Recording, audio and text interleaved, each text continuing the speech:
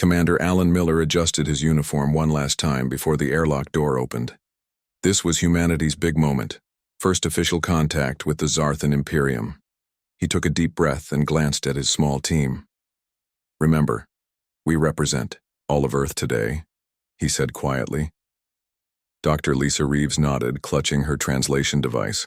Her eyes showed both fear and excitement. "The language patterns are similar to what we expected. I should be able to communicate effectively." Lieutenant Eric Novak stood straight, his hand never far from his sidearm. His job was clear: protect the diplomats. "Just say the word if anything feels off, sir."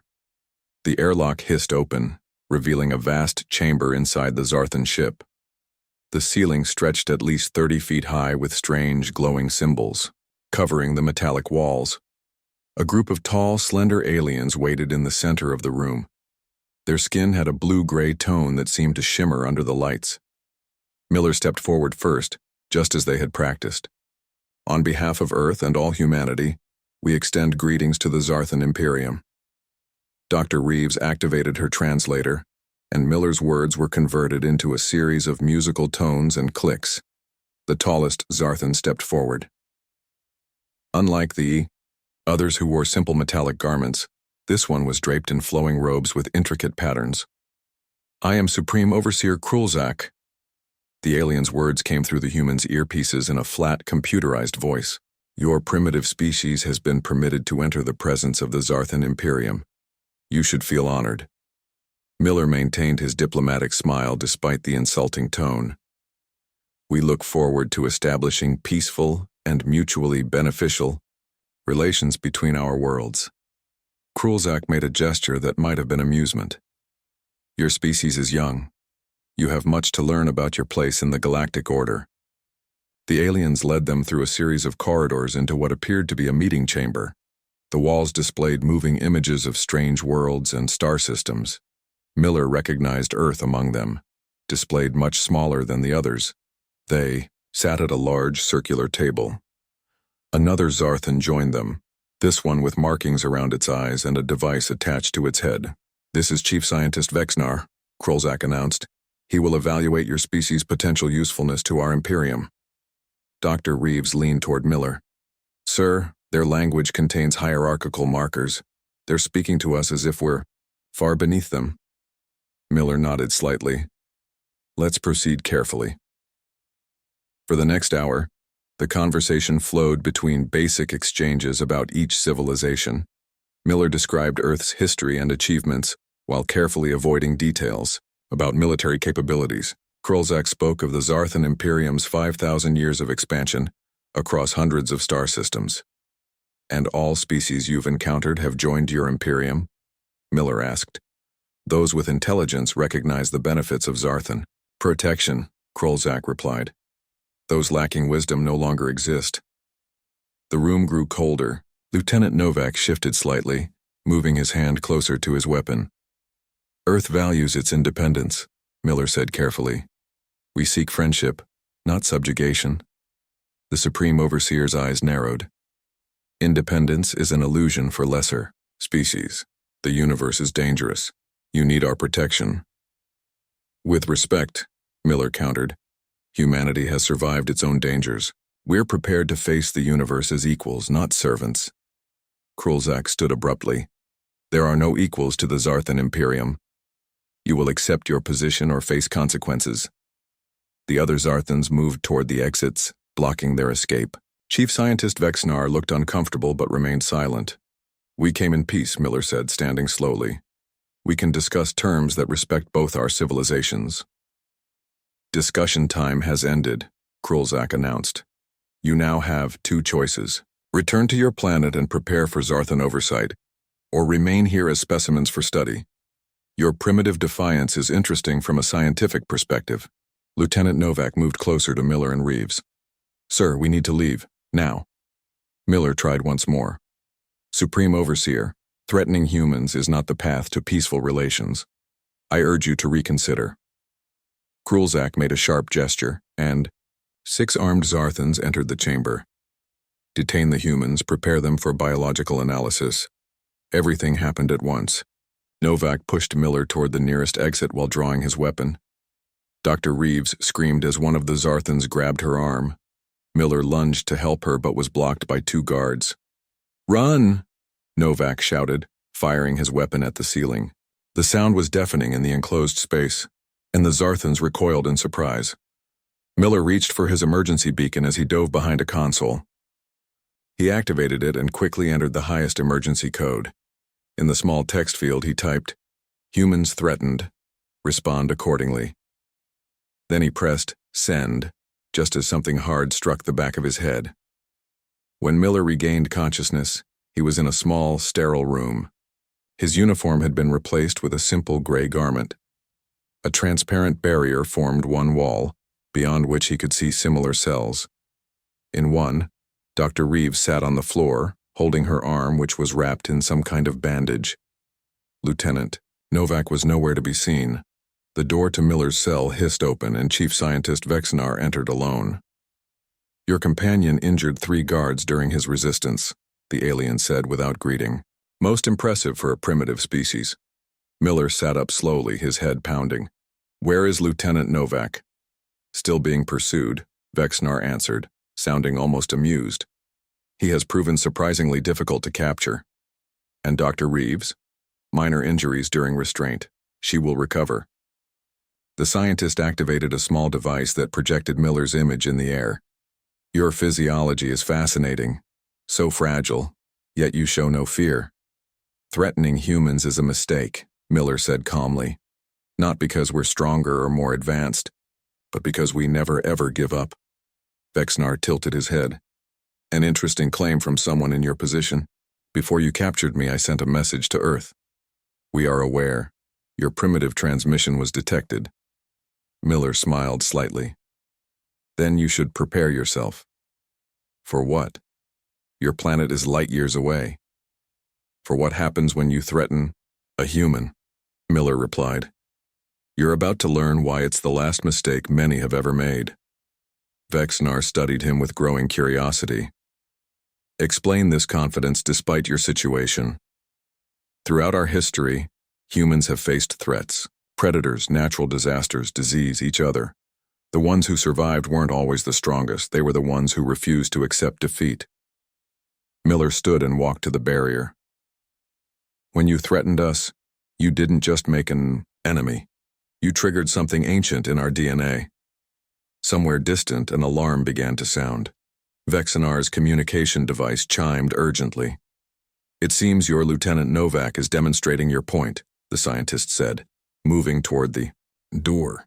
"Supreme Overseer Krulzak greatly underestimated your species." "That's just one human," Miller called as Vexnar left. "Wait until you meet the rest of us."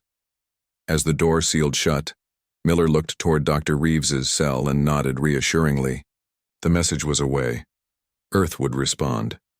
And the Zarthan Imperium was about to learn a painful lesson about threatening humans. Supreme Overseer Krulzak watched with satisfaction as his weapons officers prepared to fire on the lone human ship. He had ordered them to use minimal power, just enough to damage the vessel without destroying it. He wanted the humans to have time to beg for mercy.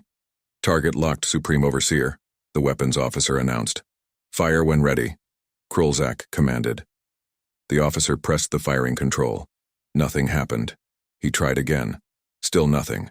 "Explain this failure," Krulzak demanded. The officer checked his systems frantically.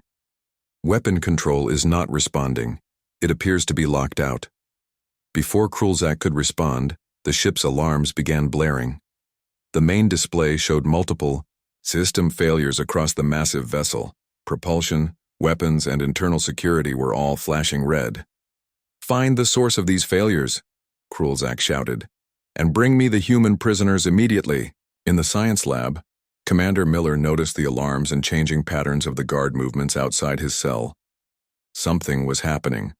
The door slid open, and Chief Scientist Vexnar rushed in. "Your people have arrived," Vexnar said, his voice showing a hint of respect. "One ship challenges our entire fleet, yet our systems are failing. How is this possible?" Miller smiled. "I warned you about threatening humans, but this isn't just about our response from outside." He nodded toward the flashing alarm lights. That's Lieutenant Novak's work, isn't it?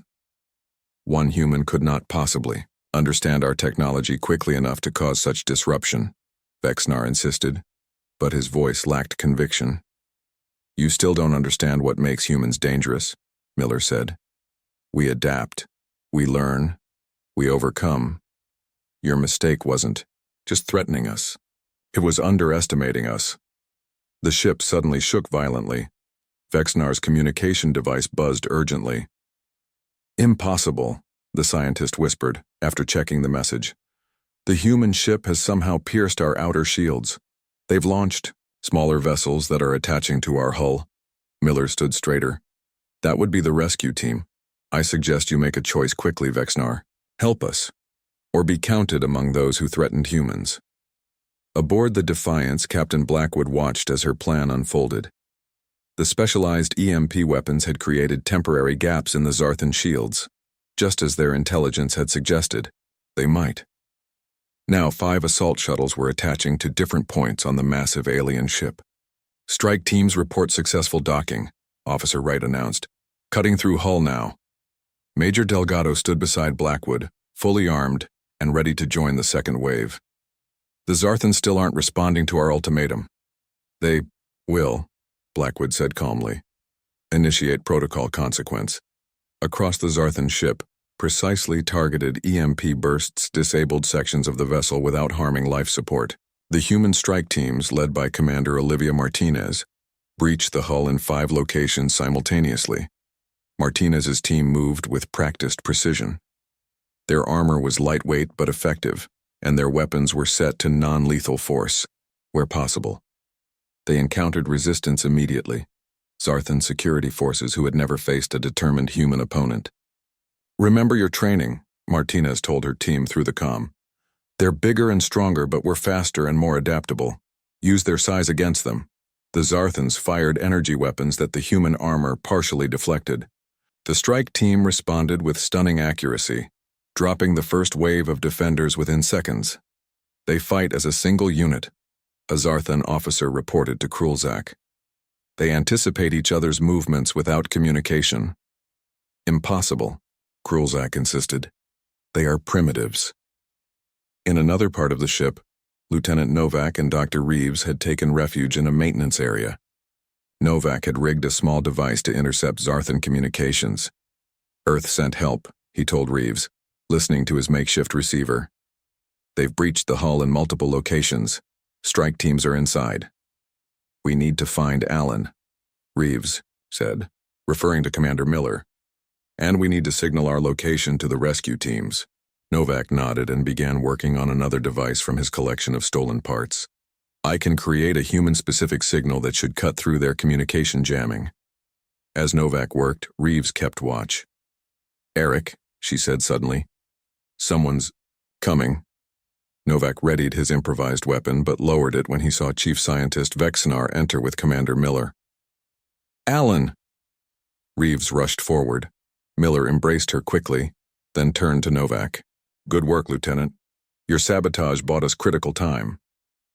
Vexnar looked at the human devices Novak had created from Zarthan technology. Remarkable adaptations in such a short time. Why is he helping us? Novak asked Miller, pointing at Vexnar. Because he's smart enough to recognize the truth, Miller explained. The Zarthans made a mistake threatening humanity, and Vexnar doesn't want to be on the losing side of that mistake. Supreme Overseer Krulzak refuses to acknowledge the situation, Vexnar said.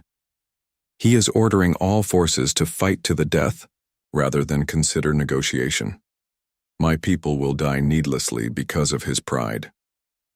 Then help us end this with minimal casualties, Miller suggested. Can you get us to the bridge?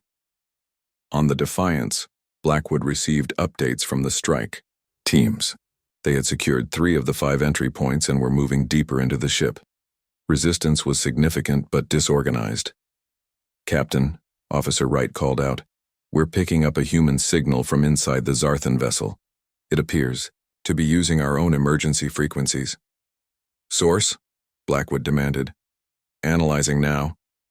It's Lieutenant Novak. He's with Commander Miller and Dr. Reeves. They're alive and they have a Zarthan helping them. Blackwood immediately opened a channel to Commander Martinez. Change of plans, our people are alive and on the move inside. I'm sending you their coordinates. Primary mission is now extraction. Understood, Captain, Martinez replied. We've encountered heavy resistance, but nothing we can't handle. These Zarthans fight by the book. No adaptation, no improvisation. Keep the pressure on. I want our people out safely. Meanwhile, Miller, Reeves, Novak, and Vexnar moved carefully through the ship's corridors. The Zarthan scientist led them through service passages unused by regular crew. The bridge is 2 levels up, Vexnar explained. Krulzak will have his elite guards there. We need to end this standoff before more people die, Miller said. On either side. As they approached a junction, they heard the unmistakable sound of weapon fire. Human weapons. That's our rescue team, Novak said with a grin. Around the corner, Commander Martinez and her squad were pinned down by Zarthan defenders. Miller called out to identify himself, and Martinez responded with their authentication code. Commander, Miller, we've come to bring you home, Martinez shouted between bursts of fire. We have a way to end this, Miller called back, but we need to reach the bridge. Martinez nodded to her team. Then let's clear a path. With renewed purpose, the human soldiers advanced using tactics the Zarthans had never encountered. They moved in unpredictable patterns, using cover effectively and supporting each other with precisely timed fire. As they fought their way forward, Miller turned to Vexnar. This is just one small team of humans. Imagine what would happen if Earth sent its full military force. Vexnar watched the humans' coordinated assault with growing concern. I begin to understand why threatening your species was a grave error. It's not too late to fix that error, Miller said. But first, we need to have a very direct conversation with Supreme Overseer Krulzak. As they pushed toward the bridge, the message Vexnar had begun to understand became clearer with every fallen Zarthan guard. When you threaten a human, you don't just invite resistance, you invite your own destruction. Fleet Captain Susan Blackwood stared at the message on the main screen of the command center. She read it again, her face becoming harder with each word. Humans threatened. Respond accordingly. How long since we received Commander Miller's distress call? She asked, her voice calm despite the anger building inside her. Officer Paul Wright checked his console. 37 minutes, Captain. The signal came through the quantum relay network at maximum priority. Blackwood pressed a button on her chair. This is Fleet Captain Blackwood. All senior officers report to the main briefing room immediately. Preparation code. Firewall. Within 5 minutes, the room filled with Earth's best military minds. Major Frank Delgado, a bull of a man with 20 years of combat experience, spoke first. The Zarthans have our diplomatic team. Based on our intelligence, they've never encountered serious resistance to their expansion. They believe their technology makes them untouchable. Dr. Karen Young, head of xenopsychology, added, The Zarthan culture is built on dominance hierarchies. They understand only strength and submission. They expect us to beg for our people back. Then they don't understand humans at all, Blackwood said. She walked to the large display showing the Zarthan mothership. I want options, Major Delgado. Delgado stood straight. We send our fastest ships with full weapons ready. We hit them hard, show them humans aren't easy prey. Dr. Young, I recommend we attempt one diplomatic exchange first. Not because I believe it will work, but because it will tell us much about their intentions and give us time to position our forces. Blackwood nodded. We'll do both. Prepare the Defiance for immediate launch. I want a strike team ready and our new EMP weapons loaded. But we approach under peaceful protocols until I say otherwise. As the officers filed out to prepare, Delgado stayed behind. Captain, permission to speak freely? Always, Frank. These aliens took our people. They threatened Earth. Why not hit them with everything we have? Blackwood's eyes were cold. Because we're not just teaching them a lesson about human strength. We're teaching them a lesson about human justice. They get one chance to return our people unharmed. Just one.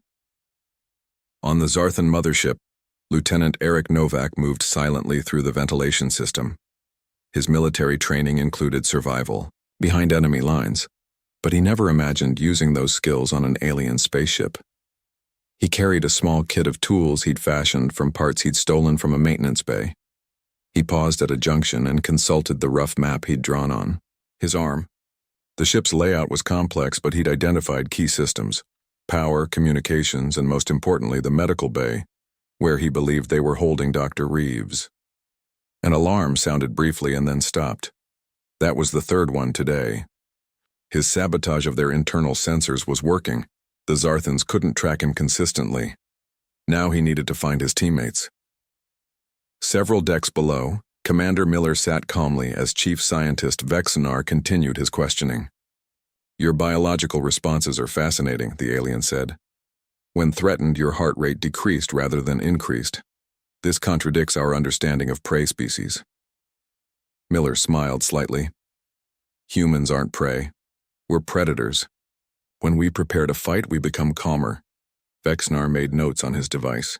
"You keep referring to humans as dangerous, yet your planet has minimal spacefaring capability and primitive weapons. History is filled with technologically superior forces defeated by primitive opponents," Miller replied. "The Romans, the British Empire, even modern armies have learned this lesson. Technology alone doesn't determine victory. Explain." "The most dangerous opponent isn't the one with the biggest weapons. It's the one with nothing to lose, and the will to do whatever it takes to survive." Miller leaned forward. "When you threatened humans, you created exactly that kind of opponent." Vexenar seemed troubled by this. "Supreme Overseer Krulzak believes your species will submit once you understand our power. Then he fundamentally misunderstands humans." As they spoke, Dr. Lisa Reeves was being examined in the medical bay. Unlike Miller, she wasn't kept in a cell but strapped to an examination table. Her arm throbbed where they had injected something earlier. "The human female shows elevated stress responses," a Zarthan medical officer reported. "Yet, her cognitive functions remain at high efficiency." Another Zarthan approached with a device Reeves didn't recognize. "We will now test pain thresholds." Suddenly, the lights flickered. A moment later, they went out completely. Emergency lighting came on, bathing the room in a dim blue glow. "Another systems failure," the first Zarthan said with frustration. "This is the fifth one today. The human male we haven't captured. Could he be responsible? Impossible. No primitive species could understand our technology so quickly." As they argued, Reeves noticed a movement in the ceiling panel above them. A small object dropped silently to the floor and began emitting a thick smoke. The Zarthans cried out in confusion as the room filled with the blinding haze. Reeves felt, hands releasing her restraints. "It's me, Novak," a voice whispered. "Can you walk?" "I think so." She managed. "Then move fast and stay behind me." In the ship's command center, Supreme Overseer Krulzak was losing patience. "Find the human intruder. How can one primitive creature cause so much disruption?" A subordinate approached cautiously. "Supreme Overseer, we've detected an approaching vessel. It appears to be of human origin." "Just one ship?" Krulzak laughed. "They send a single vessel against the might of the Zarthan Imperium? The ship is requesting communication. Put them on screen, let us hear their pleas for mercy." The large display activated, showing Captain Blackwood in her dress uniform. Her expression gave nothing away. "This is Fleet Captain Susan Blackwood of Earth. You are holding our diplomatic team against their will. This constitutes an act of war against humanity. Return our people immediately." Krulzak smiled. "Your demands are amusing, human. Your single ship against our armada? We could destroy you with a minor weapons officer." "I'm offering you one opportunity to resolve this peacefully," Blackwood continued as if he hadn't spoken. "Release our people and we will depart. Refuse, and you will experience the human response to threats. We are the Zarthan Imperium. We have conquered hundreds of worlds. Your species is barely space-capable. You have 1 hour to return our people," Blackwood said simply, and the screen went dark. Krulzak turned to his officers. Prepare a demonstration. Target their ship with our smallest weapon. Let them see true power. Meanwhile, in a maintenance corridor, Novak and Reeves moved quickly. We need to find Miller, Reeves whispered. We will, Novak assured her. But first, we need to give whoever Earth sent a fighting chance. I've been studying their systems. They have incredible technology, but terrible security. They never expected someone to attack them from inside. What are you planning? Novak showed her a small device he had built. When I connect this to their shield generator, it will create a fluctuation pattern. From the outside, the shields will look normal, but they'll have a rhythm of weakness like a door that opens and closes every few seconds. You figured that out in just 2 days? Novak smiled grimly. When humans are threatened, we get creative. Now let's hurry. Something tells me we don't have much time. On the bridge of the Defiance, Blackwood watched the countdown clock. They won't release our people, she said to Major Delgado. No, they won't, he agreed. Then prep the strike team. We go in fast and hard. She stood and addressed her bridge crew. The Zarthans threatened humans. Now they learn what that means. The path to the bridge of the Zarthan mothership was chaos.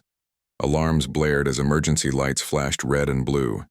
Zarthan crew members ran in all directions, some to battle stations, others simply fleeing the human invaders.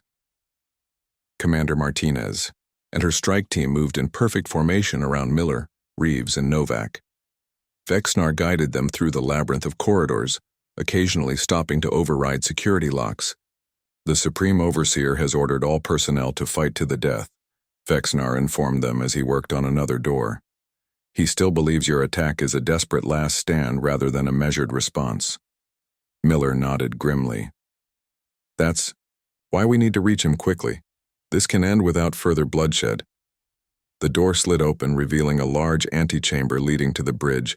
6 elite Zarthan guards stood ready, their weapons aimed at the entrance.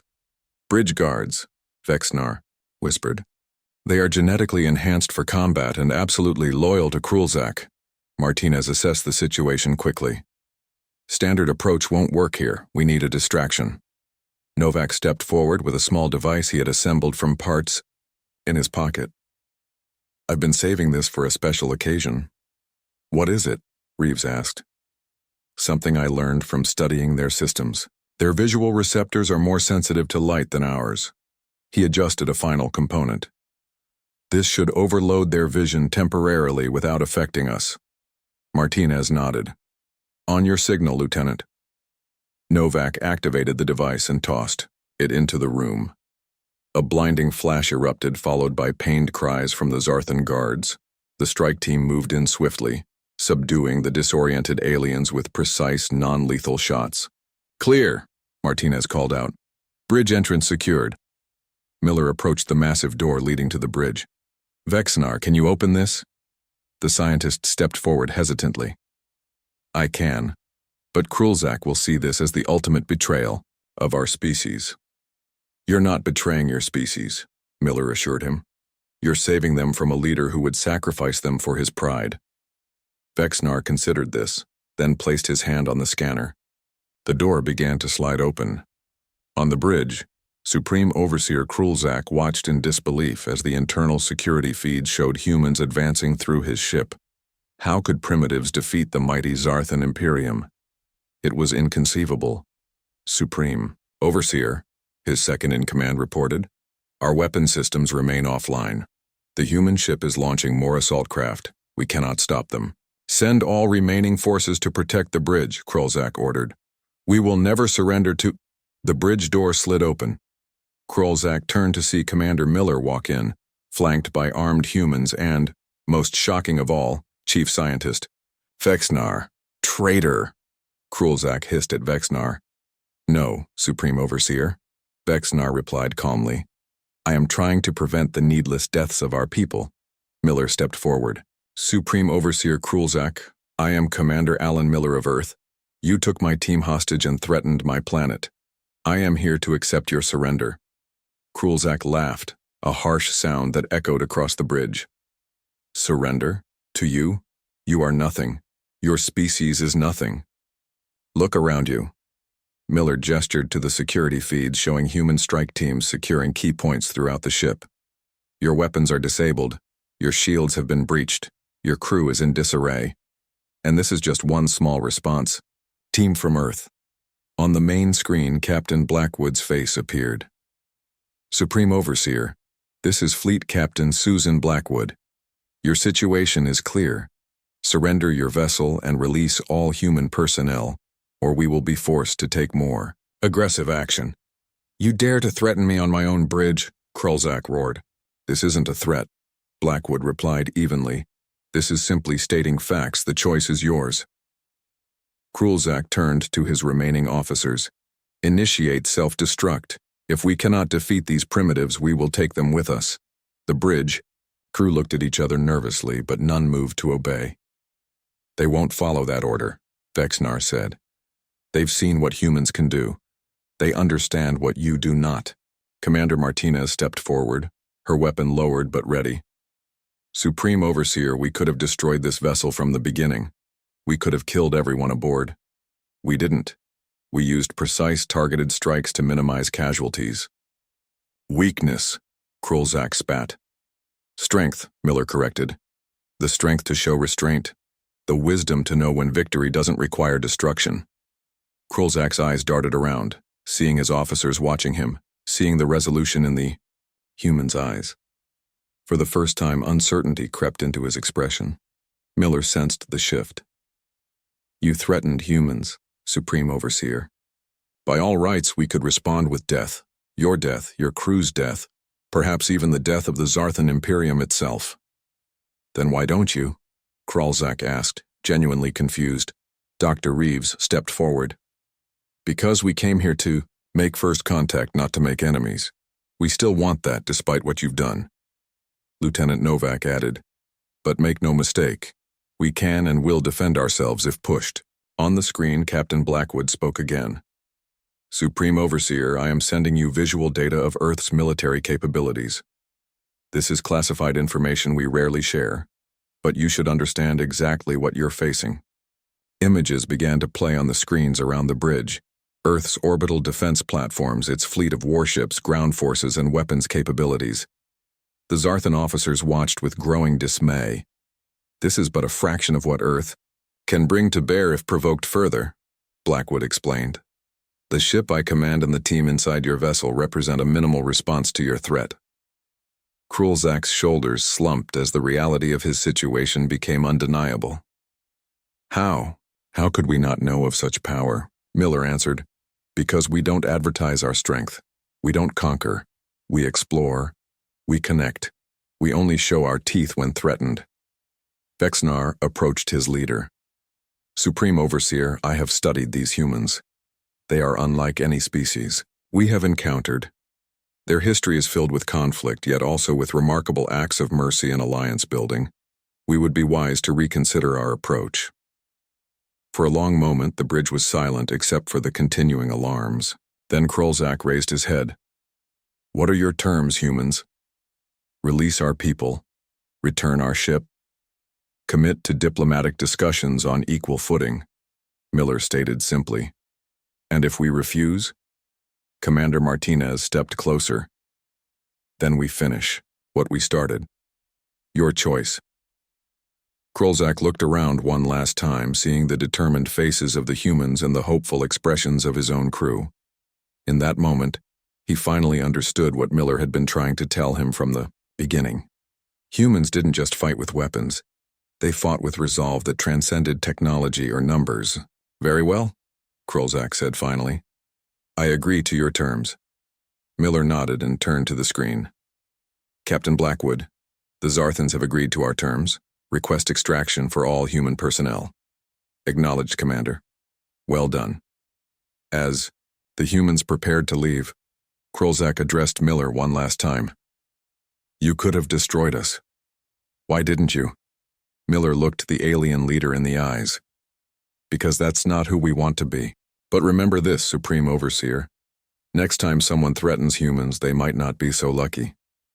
As Miller turned to leave with his team, Dr. Reeves paused beside Vexnar. Perhaps next time we meet it can be as friends rather than captives and captors. The scientist nodded. I would like that, Dr. Reeves. There is much our species could learn from each other. Martinez's team formed up around the Earth delegation, ready to escort them home. As they left the bridge, Lieutenant Novak couldn't resist a parting comment. Remember, he called back to the Zarthans, threatening humans gets you death, but it doesn't have to be your death. Today, it was just the death of your illusions. 2 weeks after the confrontation on the Zarthan mothership, Commander Alan Miller stood at the large window in Earth's orbital diplomatic station. He watched as the Zarthan delegation's ship docked. This time, the aliens came not as conquerors, but as equals seeking a formal peace agreement. Nervous? Captain Blackwood asked, coming to stand beside him. Miller smiled slightly. After everything we've been through? No, just cautiously optimistic. The Zarthan High Council removed Krolzak from power, Blackwood informed him. They've sent a new delegation led by someone you might recognize. The airlock door opened and a group of Zarthans entered the station. At their head was Chief Scientist Vexnar, now wearing the formal robes of a High Counselor. Commander Miller, Vexnar greeted him with a small bow. It is good to see you again under better circumstances. High Counselor Vexnar, Miller replied, returning the gesture. Welcome to Earth space. The Earth diplomatic team led the Zarthans to a large conference room where representatives from 20 human nations waited. Dr. Reeves was there too, serving as the official translator even though most humans now wore devices that could interpret Zarthan speech. Lieutenant Novak stood near the door with other security personnel. He noticed how differently the Zarthans carried themselves now, with respect rather than arrogance. We stand before you humbled, Vexnar began once everyone was seated. Our previous actions were based on grave misunderstandings about your species. We came as conquerors when we should have come as friends. The human delegates listened carefully as Vexnar continued. The High Council has studied the events aboard our ship extensively. We have learned much about humans, your adaptability, your determination, your capacity for both great force and great restraint. An older human woman, the Secretary General of Earth's United Nations, spoke next. We appreciate your candor, High Counselor. Earth wishes no conflict with the Zarthan people, but we will always defend ourselves when threatened. That is precisely what we have come to discuss, Vexnar said, gesturing to his aides who distributed data tablets to everyone present. We propose a treaty of mutual respect and cooperation between our civilizations. The room filled with murmurs as the human delegates reviewed the proposal. Miller scanned it quickly and was impressed by its fairness. The Zarthans were offering technological exchange, trade agreements, and mutual defense pacts. This is quite generous, the Secretary General noted. May I ask what prompted such a comprehensive proposal? Vexnar looked directly at Miller before answering. We have existed for millennia, believing our technological superiority made us the rightful rulers of all we encountered. You taught us otherwise in a single day. He stood and activated a holographic display in the center of the table. It showed recording from the Zarthan ship during the human rescue operation. Your people entered our most advanced vessel, Vexnar narrated as the images played. You disabled our weapons without destroying them. You incapacitated our soldiers without killing them. You reached our bridge not through overwhelming force, but through superior tactics and adaptability. The display showed Martinez's team moving through the ship, using teamwork and ingenuity rather than brute force. And when victory was yours, Vexnar continued, when you could have demanded anything, taken anything, you asked only for peace and respect. The Secretary General nodded thoughtfully. So this treaty is your response to that lesson? It is the beginning of our response, Vexnar corrected. The true lesson we learned was not about human military capability. It was about human character. Dr. Reeves spoke up. What do you mean exactly, High Counselor?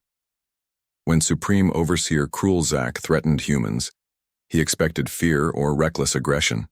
Instead, he received a precisely calibrated response. Enough force to demonstrate strength, enough restraint to demonstrate wisdom. Miller remembered his conversations with Vexnar during his captivity. I told you that threatening humans was a mistake. Indeed. Vexnar's expression was solemn. What truly frightened the High Council was not your weapons or tactics, but the realization that we had completely misjudged a species capable of both tremendous power and tremendous control. The meeting continued for hours as the delegates worked through the details of the treaty. By evening, they had reached a preliminary agreement that would open a new chapter in human-Zarthan relations. As the formal proceedings concluded, Miller found himself standing with Blackwood, Reeves, and Novak near the station's observation deck. "So that's it?" Novak asked. "They threaten us, we show them what humans can do, and now we're friends?" "Respect isn't friendship, Lieutenant," Blackwood pointed out, "but it's a necessary first step." Reeves smiled. "The Zarthans learn quickly. They've already begun reforming their approach to other species based on what happened with us." Miller watched as Earth turned slowly below them, blue and peaceful. "What matters is that they learned the right lesson, not just about human military capabilities, but about human nature." Vexnar approached their group, having broken away from the other delegates. "Commander Miller, I hope I'm not interrupting." "Not at all, High Counselor." "I wanted to thank you personally," the Zarthan said. "Your words during your captivity stayed with me. You could have focused on hatred or revenge, but instead you tried to help me understand." "Understanding is always better than conflict," Miller replied. "Before I returned to my ship, I wanted to share something with you." Vexnar produced a small device and activated it. A holographic star chart appeared showing hundreds of inhabited systems. "The galaxy is filled with life, much of it unknown to humans. Some peaceful, some not. Are you warning us?" Blackwood asked sharply. "I am preparing you," Vexnar clarified. "Word of what happened aboard our ship has already spread through subspace communications. Species across 3 sectors are discussing the humans who defeated the Zarthan Imperium." "And what are they saying?" Reeves asked. "They are asking questions. What are these humans? How did they succeed where others failed? Should they be feared, courted as allies, approached with caution?" Vexnar deactivated the device. "But most importantly, they are saying one should never threaten humans unless they are prepared for the consequences." Miller nodded slowly. "And what do the Zarthans say now?" "We say that humans are a species of contradictions, peaceful explorers capable of precise violence, technologically developing yet ingeniously adaptive, physically unimpressive yet undeniably dangerous." Vexnar's eyes showed newfound respect. "We say that threatening humans brings death, but not always physical death. Sometimes it brings the death of ignorance, the death of arrogance, or the death of enmity." As Vexnar departed to rejoin his delegation, the 4 humans stood in silence for a moment. "Well," Novak finally said, "I guess we made quite an impression." "The right kind of impression," Miller corrected. "Not that humans are to be feared, but that humans are to be respected." "And that threatening us," Blackwood added with a small smile, "is a very poor decision."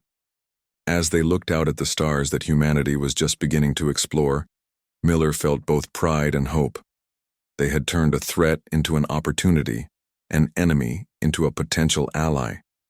Most importantly, they had shown the galaxy that humans would always respond to threats, but how they responded was their choice. The lesson was clear and would echo across the stars for years to come. Threaten a human and you get death.